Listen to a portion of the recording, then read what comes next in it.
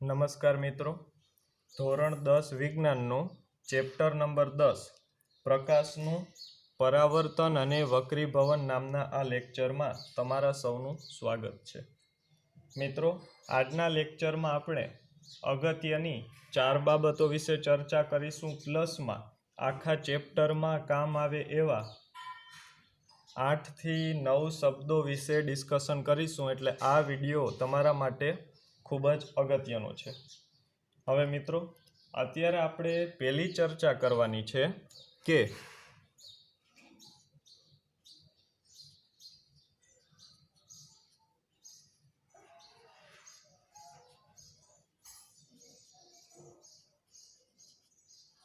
વસ્તુ સાથી દેખાય। મિત્રો, આપણે પાછળના લેક્ચરમાં તો એક સિમ્પલ વાત ટેક્સ્ટબુકમાંથી વાંચી ગયા હતા, બરોબર, પણ ઘણા વિદ્યાર્થી મિત્રોને કંઈક હજી મગજમાં બેઠું નથી, આથી મેં આ વિડીયો બનાવેલો છે।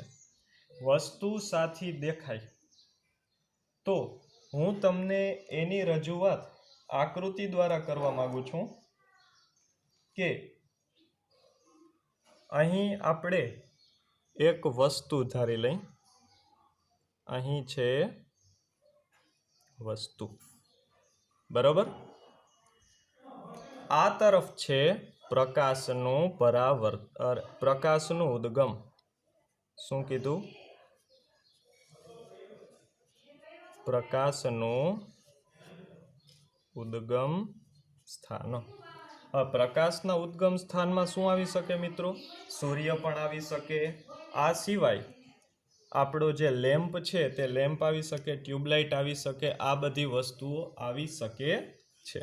અને આ તરફ છે આપણી માનવ આંખો।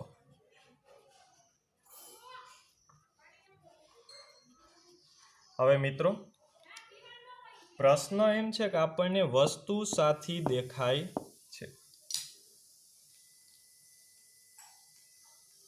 અત્યારે હું એક પ્રકાશનું કિરણ જે પ્રકાશના ઉદ્ગમ સ્થાન છે એમાંથી નીકળે છે તે જોઉં છું, તો વસ્તુમાંથી ડાયરેક્ટ કિરણ માનવ આંખમાં જશે તો આપણને વસ્તુ દેખાશે નહીં।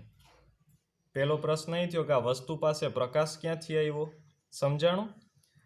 બીજા નંબરમાં હવે આપણો ફાઇનલ જવાબ તમારી સામે આવી રહ્યો છે કે પ્રકાશનું કિરણ પ્રકાશના ઉદ્ગમમાંથી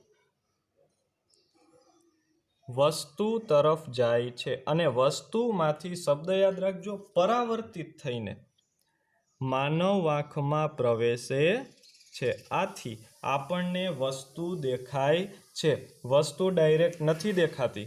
તો આના માટે તમે કહી શકો કે સૌથી અગત્યનું અને જરૂરી હોય તો એ છે પ્રકાશનું ઉદ્ગમ। આ આપણા માટે સૌથી અગત્યનું પરિબળ છે।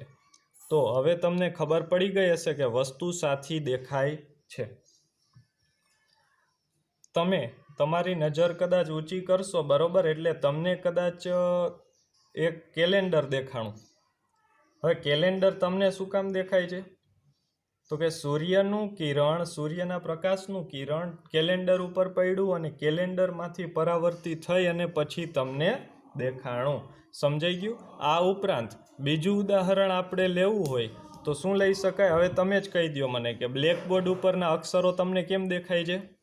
આ બ્લેકબોર્ડ છે, આ તમે છો, તો શું કામ દેખાય? તો કે બારણા બારીઓમાંથી પ્રકાશનું કિરણ આવ્યું, બરોબર, એ બ્લેકબોર્ડ ઉપર પડ્યું અને ત્યાર પછી એમાંથી પરાવર્તિત થઈ અને આપણને દેખાણું।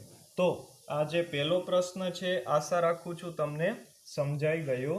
મિત્રો, આપણે અત્યારે બીજી ચર્ચા એ કરવાની છે કે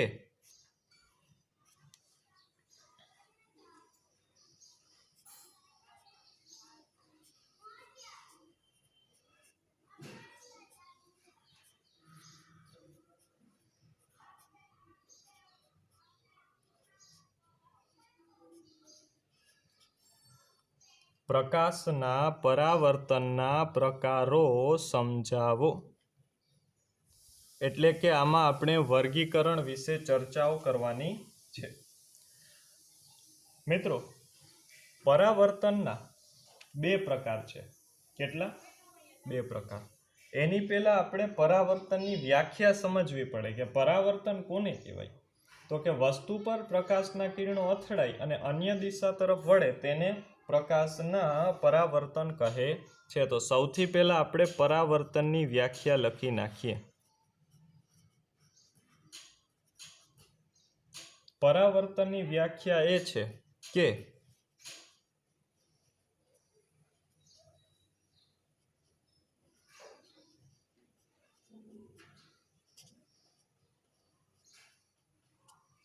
વસ્તુ પર પ્રકાશના કિરણો અથડાઈ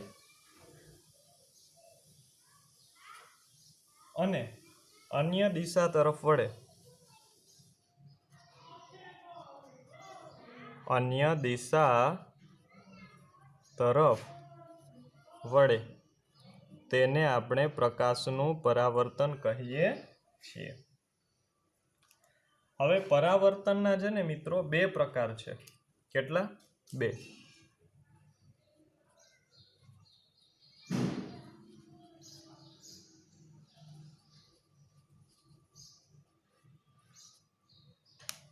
ક્યાં ક્યાં? તો હવે આપણે તે જોઈએ.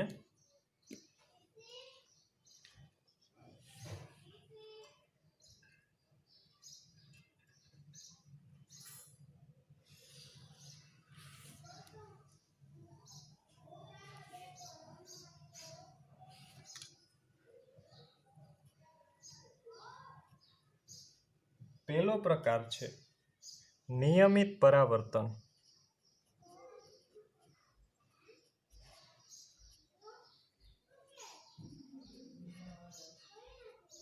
અને બીજો પ્રકાર છે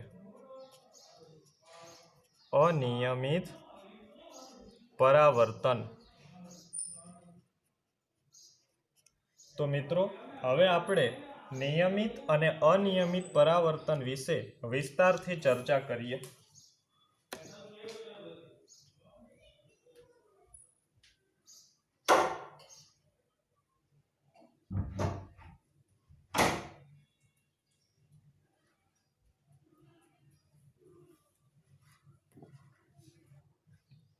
મિત્રો, આપણે સૌથી પહેલા વાત કરશું નિયમિત પરાવર્તનની. તો તેના માટે તમારે પહેલી વસ્તુ એ યાદ રાખવાની કે એના માટે સપાટી સમતલ હોવી જોઈએ. તો શું આવશે? સપાટી કેવી હશે? સમતલ. બરાબર. અને સમતલનો બીજો મિનિંગ પણ કરી શકો કે સપાટી લીસી હોવી જોઈએ. હવે આની સમજણ હું ડીપમાં નહીં જતા ડાયરેક્ટ આકૃતિ દ્વારા તમને સમજાવી દઉં છું.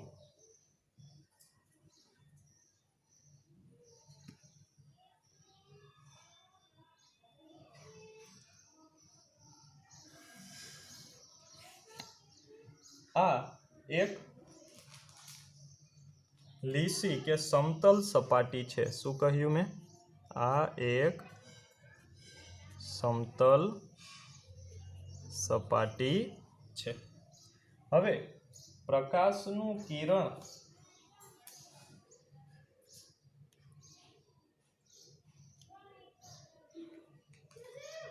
આવ્યું. આ છે કોઈ ઉદ્ગમમાંથી આવતું પ્રકાશનું કિરણ. બરોબર. આ એક કિરણ આવ્યું, આ બીજું કિરણ આવ્યું, આ ત્રીજું કિરણ આવ્યું. આ રીતે પ્રકાશના ઉદ્ગમ સ્થાનમાંથી કિરણો આવ્યા. એ કેના ઉપર અથડાયા? સમતલ સપાટી ઉપર. તો તે જે રીતે આવ્યા છે, હવે બધા જ એક જ દિશામાં. શબ્દ ખાસ યાદ રાખજો, એક જ દિશામાં. શબ્દ શું યાદ રાખવાનું? પરાવર્તન પામ્યા બાદ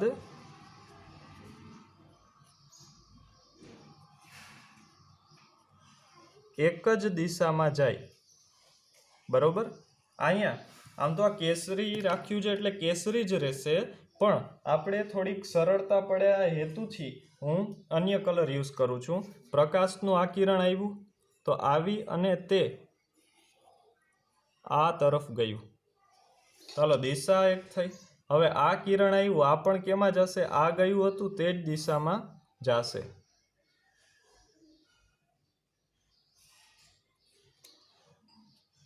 સેમ એવી જ રીતે આ પ્રકાશનું કિરણ આવ્યું, આવી અથડાઈ અને સેમ આ રીતે જ જશે।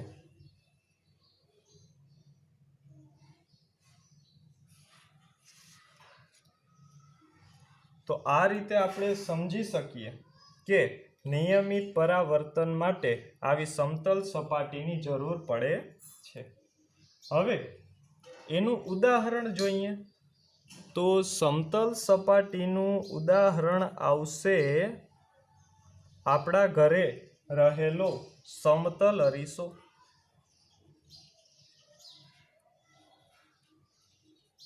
આપણે સવારે જે અરીસામાં માથું ઓળવીએ છીએ ને એની વાત કરું છું। ત્યારબાદ આપણે વાત કરવાની છે અનિયમિત પરાવર્તનની। તો આ એક તફાવત થઈ ગયો ભેગા ભેગ, બરાબર। એની વાત કરવાની છે આપણે નિયમિત પરાવર્તન બાદ અનિયમિત પરાવર્તન।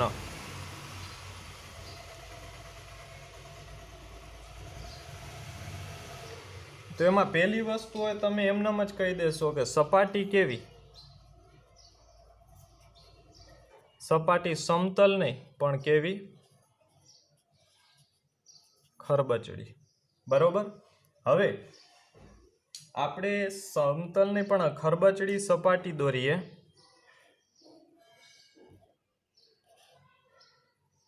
આ મેં ઉદાહરણ આપ્યું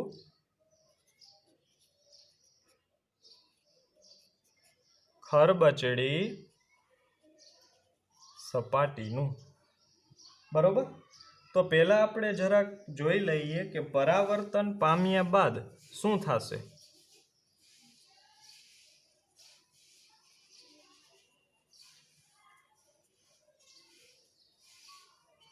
એક જ દિશામાં નહીં પણ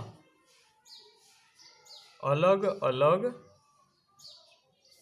દિશામાં, પરાવર્તન પામ્યા બાદ અલગ અલગ દિશામાં। જેમ કે અહીં જેવી રીતે પ્રકાશના 3 કિરણો આવ્યા હતા, હું અહીં 3 કિરણો દોરું છું। પ્રકાશનું પહેલું કિરણ આવ્યું, પ્રકાશનું બીજું કિરણ આવ્યું,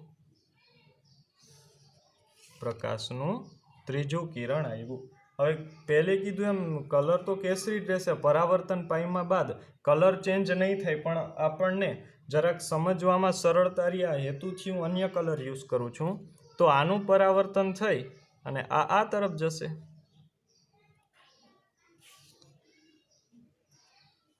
અહીં પામી અને આ કદાચ તો આવી રીતે આ દિશામાં પણ જઈ શકે, અને આ પ્રકાશનું કિરણ અહીંયા અથડાઈ અને આ દિશામાં પણ જઈ શકે।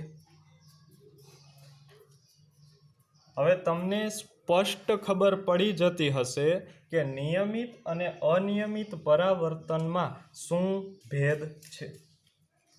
હવે આપણે એક સિમ્પલી એનું ઉદાહરણ જોઈ લઈએ એટલે આનું કામ પૂરું થાય। ઉદાહરણ તરીકે પુસ્તકો, બરોબર। આ સિવાય દુનિયાની મોટા ભાગની વસ્તુઓ, દુનિયાની મોટા ભાગની વસ્તુઓ। હવે ક્યારેક તમને એવોય પ્રશ્ન પૂછી શકે કે આપણે દુનિયાની વસ્તુઓ જોઈ શકીએ છીએ, એનું કારણ શું છે? તો એનું કારણ આવશે અનિયમિત પરાવર્તન। આશા રાખું છું કે નિયમિત અને અનિયમિત પરાવર્તન વિશે પણ તમને ખ્યાલ પડી ગયો। મિત્રો, હવે આપણે અત્યારે અમુક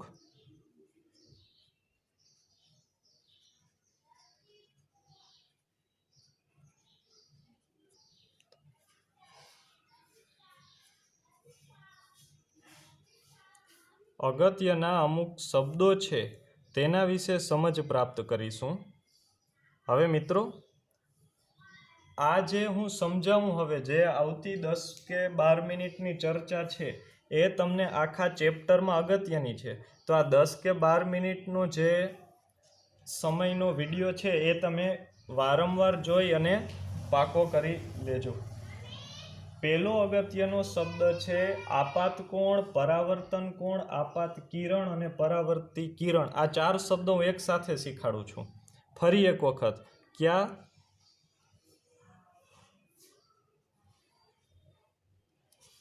આપાત કિરણ. બીજું પરાવર્તન કે પરાવર્તી કિરણ. ત્રીજું આપાત કોણ. અને ચોથું પરાવર્તન કોણ. સમજાઈ ગયું? તો 4 વસ્તુ આપણે ભેગી જ જોઈએ, એક સાથે જોઈએ. મિત્રો, આ છે કોઈ એક સપાટી દોરીએ.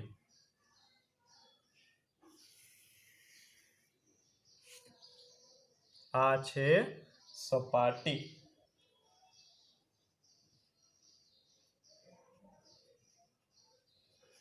અને અહીં દોરીએ આપણે સપાટી ઉપર લંબ. મિત્રો ખાસ યાદ રાખજો, લંબ મીન્સ કે 90નો ખૂણો થતો હોય તે. આ આપણે દોર્યો છે સપાટી પરનો લંબ. હાલો, આટલી વસ્તુ ક્લિયર થઈ ગઈ. હવે આપણે ભણવાનું છે પેલું આપાત કિરણ. સમજાઈ ગયું? તો અન્ય કોઈ પણ જગ્યાએથી પ્રકાશનું કિરણ લંબ પર અથડાય ને, એટલે કે લંબ પર જે જગ્યાએથી પ્રકાશનું કિરણ આવે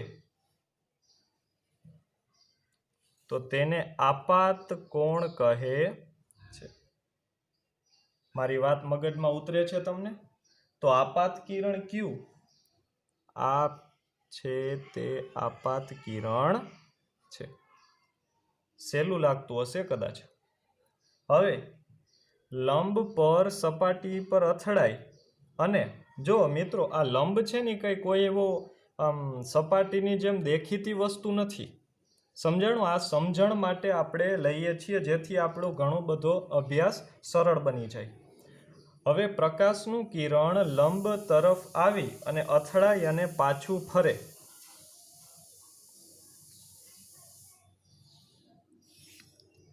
આ તો સ્વાભાવિક જ છે ને કે કોઈ પણ સપાટી પરાવર્તી કિરણનું આપાત કિરણનું પરાવર્તન કરવા બંધાયેલી છે. હવે તેમાં આ કિરણને શું કહેવાય? પરાવર્તી કિરણ. તો આશા રાખું છું તમને આ 2 અગત્યના પારિભાષિક શબ્દો એકદમ સરળતાથી સમજાઈ ગયા હશે. બરોબર? હવે વધ્યા આપાત કોણ અને પરાવર્તન કોણ. આપાત કોણ તો કે આપાત કિરણે લંબ સાથે બનાવેલા ખૂણાને, આ જે ખૂણો બન્યો તે ખૂણાને કહેવાશે આપાત કોણ. રેડી? અને પરાવર્તન કિરણે લંબ સાથે બનાવેલા ખૂણાને, આ જે ખૂણો બન્યો તે ખૂણાને કહેવાય પરાવર્તન કોણ. તો આ જે 4 શબ્દો છે તે તમને એકદમ સરળતાથી સમજાઈ ગયા હશે. હવે એક વાત ધ્યાનમાં રાખજો, હું તમને હજી આ પ્રકાશના પરાવર્તનના નિયમો છે તે મેં ભણાવ્યા નથી, પરંતુ ભણાવીશ એટલે તમને ખ્યાલ પડશે કે ખરેખર આ ખૂણો અને આ ખૂણો બંને સરખા હોય છે. બરોબર? ત્યારે આપણે આની ચર્ચા ફરીથી કરીશું. તો મિત્રો, એક જ આકૃતિમાં તમને 4 અગત્યના શબ્દો સમજાઈ ગયા. ફરી એક વખત બોલો. આપાત કિરણ આવે તે અથડાઈને પાછું જાય તે પરાવર્તી કિરણ. આપાત કિરણે લંબ હારે બનાવેલા ખૂણાને આપાત કોણ કહેવાય? પરાવર્તી કિરણે ખૂણા સાથે બનાવેલાને કહેવાય પરાવર્તી કોણ. રેડી? આપણે એક અગત્યનો શબ્દ જોવાનો છે જેનું નામ છે 5મા નંબરનો આભાસી. તો આભાસી હું તમને કહી દઉં એમ જ મૌખિક રીતે કે ખરેખર દેખાય નહીં, બરોબર, પણ એ છે એવો આભાસ થાય.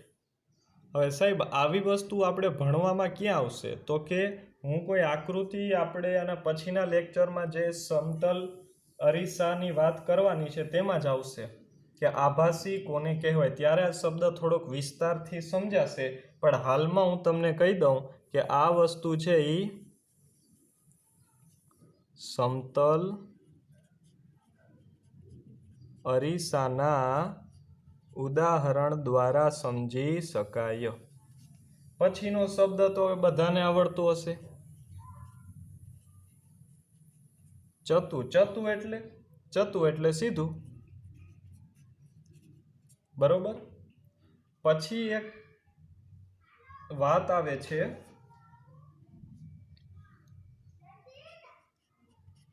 વસ્તુ અંતર અને પ્રતિબિંબ અંતર. વસ્તુ અંતર અને પ્રતિબિંબ અંતર. તો આની પણ આપણે કોઈ ડિસ્કશન કર્યા વિના ડાયરેક્ટ આકૃતિ દ્વારા જ સમજી લઈએ. છતાં કોઈને જો આની વ્યાખ્યા જોતી હોય તો કહી શકાય કે અરીસાથી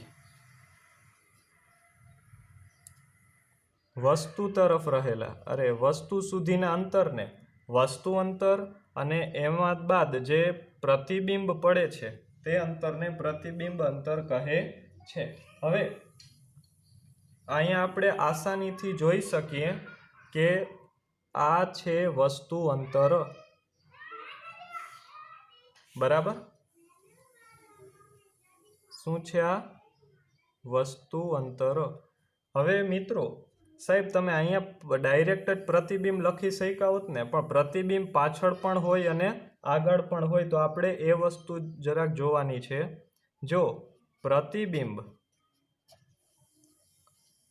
અરીસાથી પ્રતિબિંબ વચ્ચેના અંતરને પ્રતિબિંબ અંતર કહે છે. ફરી એક વખત કહું છું કે પ્રતિબિંબ અરીસાની પાછળ જ હોય તેવું જરૂરી નથી, તે આગળ પણ હોઈ શકે છે. તો તમને હજી 2 શબ્દો સમજાઈ ગયા હશે, આગળના 4 અને આ 2, 3, 4 શબ્દો. 8 શબ્દો તમને કમ્પ્લીટલી ખબર હોવી જોઈએ, કેમ કે તો જ આગળના બધા જ કન્સેપ્ટ તમે આસાનીથી શીખી શકશો. હવે આપણે અત્યારે શીખવાનું છે મિત્રો, અત્યારે આપણે એક અગત્યનો મુદ્દો સમજવા જઈ રહ્યા છીએ જેનું નામ છે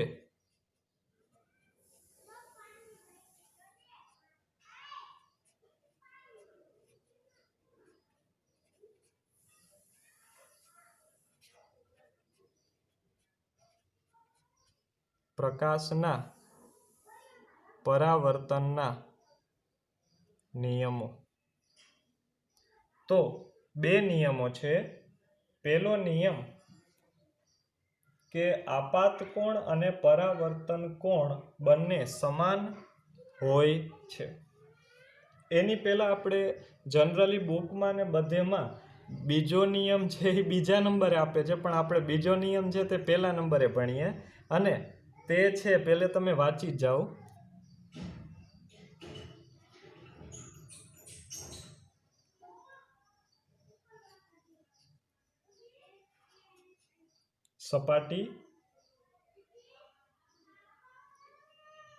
સપાટી ઉપર આપણે દોરેલ લંબ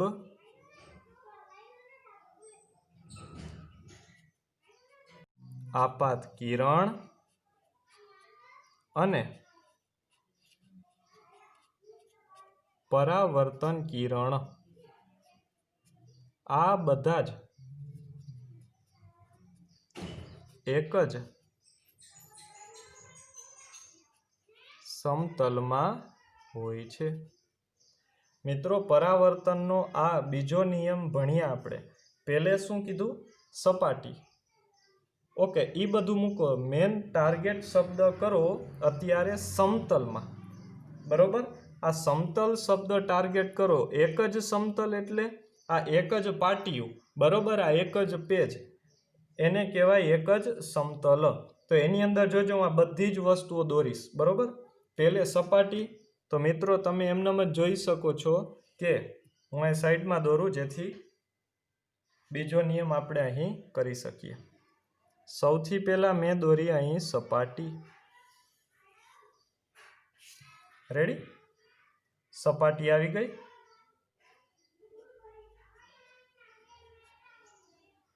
સપાટી પર દોરેલો લંબ, તો આ સપાટી ઉપર જે છે લંબ, જુઓ હું એક જ પેજમાં દોરી શકું છું ને મારા ભાઈ।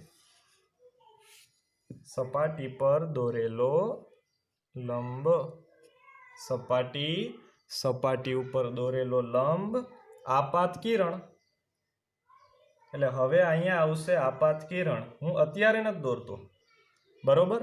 પણ તમે સમજી શકો કે જો હું અહીંયાથી અગર આપાત કિરણ આમ દોરું તો દોરી શકાય, બરોબર? અને અથડાઈ અને જે ઉપરની બાજુ જશે એટલે પરાવર્તી કિરણ દોરવું હોય તો એ પરાવર્તી કિરણ દોરી શકાય। આમ આપાત કિરણ સપાટી પર દોરેલો લંબ, આપાત કિરણ અને પરાવર્તી કિરણ એક જ સમતલમાં હોય છે। આ નિયમ તમને સમજાઈ ગયો હોવો જોઈએ। એક જ સમતલ એટલે એક જ પાટિયું, એક જ પેજ, દિવાલની વાત કરો તો એક જ દિવાલમાં બધું દોરી શકો, બરોબર? હવે બીજો નિયમ છે એ આપણે લખીએ।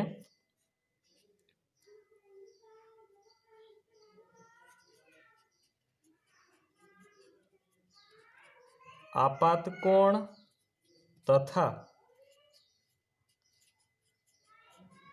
પરાવર્તી કોણ સમાન હોય છે। ઓકે, પ્રકાશના પરાવર્તનના બે નિયમો અહીં કમ્પ્લીટ થયા। સમજૂતી બાકી છે પણ બે નિયમો છે। પહેલો નિયમ તમને મગજમાં ઉતરી જ ગયો હશે, રેડી ને?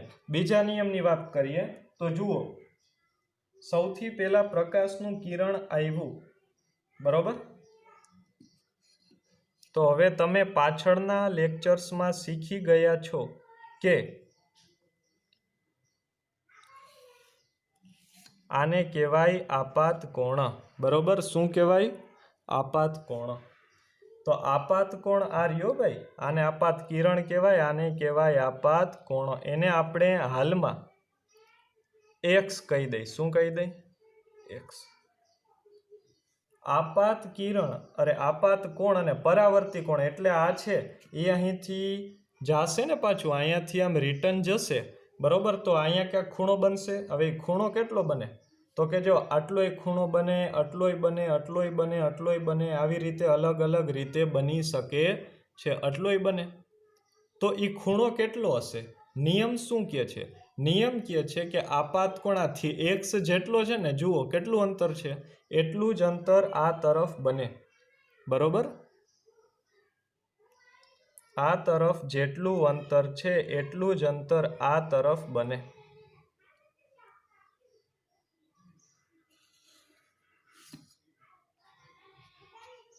એટલે કે આપાત કોણ અને પરાવર્તી કોણ આપણે કદાચ વાય કીધો, આપાત કોણને આપણે એક્સ કહીએ, પરાવર્તી કિરણને વાય કહીએ, તો બંને સમાન હોય છે। એટલે એક્સ ખૂણો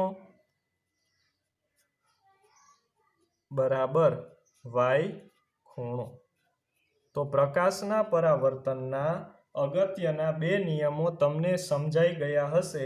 બોલો, એક્સ 50 હોય તો વાય કેટલો હોય? 50। વાય 35 હોય તો એક્સ કેટલો હોય? 35। સમજણ? હવે એક હું તમને એક હોમવર્ક તરીકે દાખલો આપું છું, આશા રાખું છું આવડી જ જશે કે કોઈ એક આ ખૂણો છે એ માની લો કે 30 નો હોય તો એક્સ બરાબર કેટલા? આ મેં તમને પ્રશ્ન પૂછ્યો છે। આશા રાખું છું તમે વહેલી તકે જવાબ આનો, જે મેં તમને જે ટોપિક સમજાવ્યા એ સમજાઈ ગયા હશે। તેનું આપણે લિસ્ટ જોઈએ ટૂંકમાં. તો પહેલું, વસ્તુ સાથી દેખાય. બીજું, પ્રકાશનું પરાવર્તનના મુખ્ય 2 પ્રકારો સમજાવો. ત્રીજી વાત આપણે કીધી હતી કે પરાવર્તનના નિયમો આપો.